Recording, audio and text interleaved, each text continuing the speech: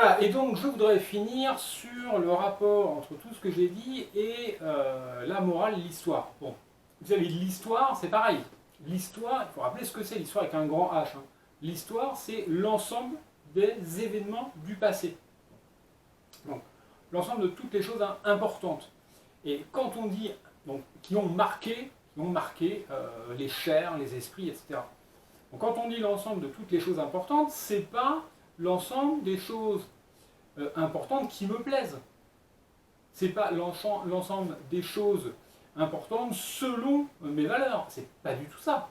C'est objectivement, quand on regarde ce qu'était l'humanité, ce sont les événements, les faits, les traités, les guerres qui ont modifié, hein, qui ont été importants, qui ont modifié les choses, bon, qui ont, comme on dit, modifié le cours de l'histoire. C'est ça, l'histoire avec un grand H.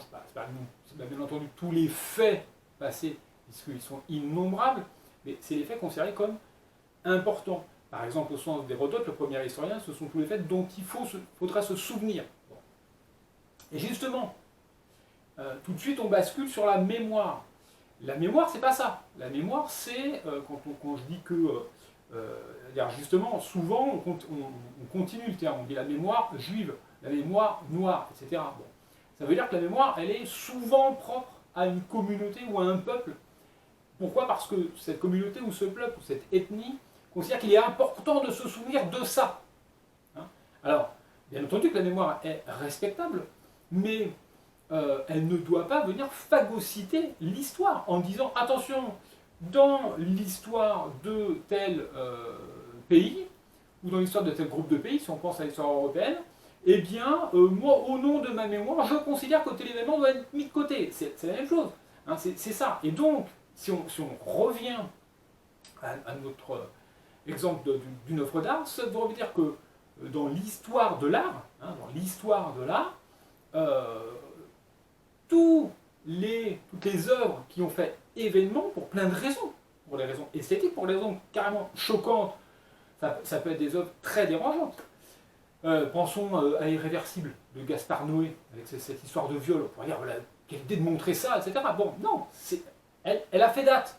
Bon, je la juge pas du tout, elle a fait date. Il y a d'autres films qui font date pour d'autres choses. Il y a des films qui vont mettre en exergue la torture, il y a des films qui vont être très immoraux, pensons à Lolita, bon, de Kubrick, etc., etc. Bon.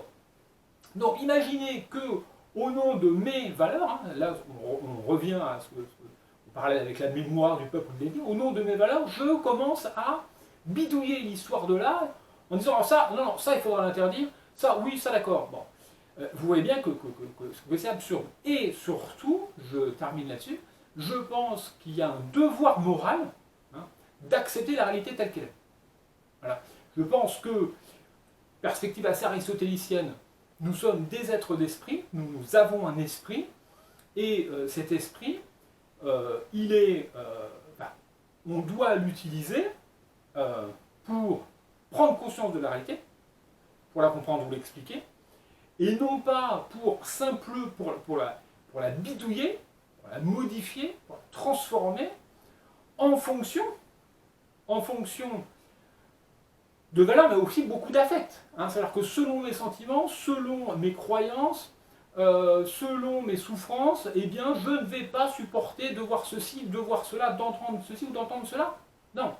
On a un devoir en tant qu'être humain, c'est par exemple de se souvenir des événements marquants, c'est de se souvenir des œuvres marquantes, c'est de se souvenir du bien et du mal, bien entendu, au contraire des deux, puisque c'est les deux qui constituent la réalité.